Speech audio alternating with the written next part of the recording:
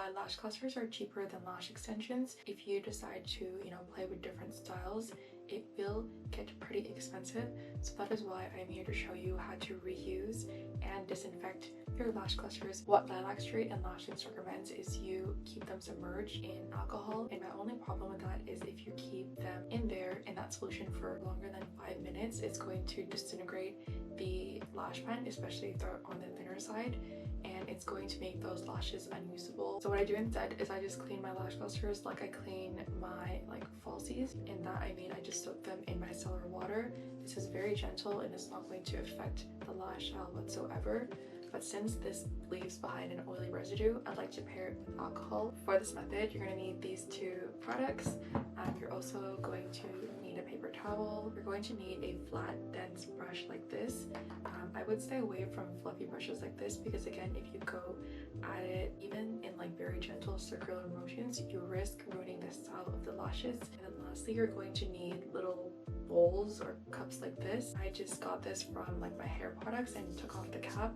Before you use this, I would recommend thoroughly cleaning it, but I love using this because I find that it stores very easily away in cabinets. If you use a mason jar or a bigger bowl, I feel like you would need more micellar water solution to keep those lashes submerged, so I find these to work perfectly. So I like to batch clean my lashes, meaning that in this container I like to put about between 3 to 5 sets of lashes, sometimes maybe even 10. If you don't want this to be super time consuming, I would recommend putting no more than 3 sets because this can get pretty hectic. I keep my lashes soaking in the micellar water solution for about at least 30 minutes. A day is good, but 30 minutes will do. I feel like the longer it sits, the easier it's going to be to just wipe that glue away. So once I'm finally forced to clean my lash clusters, I go ahead and I take a paper towel and I fold it in half, and I go ahead and take all those clusters out from the bowl. This remaining micellar water we're also going to use to help sort of swipe that glue away. So I just like to dip my brush back and forth between the water solution and the lash clusters, and I just use a very gentle swiping motion. I focus on the base of the lashes because that's where mostly all the glue is, but I also take this onto the lengths of the lashes, and then I just repeat this for all the lash clusters. Once I see the paper towel getting really nasty and gunky like this, I go ahead and flip that onto a fresh clean side, because if we don't, those glue residue that you see here, it's going to get stuck back on the lashes and we don't want that. And then once we're finally done, because micellar water does leave behind a very oily residue, if we don't remove that, it's going to affect the adhesion and longevity of our lashes, which is why we go in with alcohol. And I take this again just on a little bowl.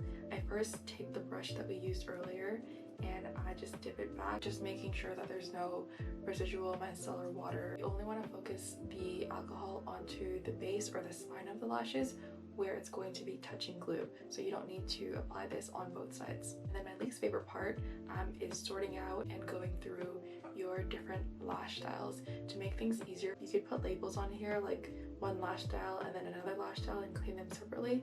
I find that to be really time effective, but if you find yourself in a predicament where you have to distinguish between 2 lash styles, here are some tips. I would first look at the thickness of the lashes. I feel like this is very easy. You can tell which one is fuller and more thicker. Another one is I like to focus on the base of the lash cluster.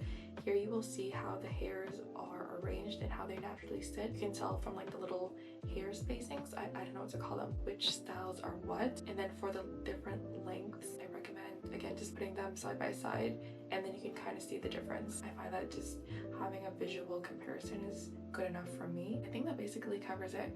If you have a method different to this, please share down below. Otherwise, I wish you good luck on your lash journey and RIP your wallet, but I hope to catch you in another video. And again, thanks for watching. Bye bye.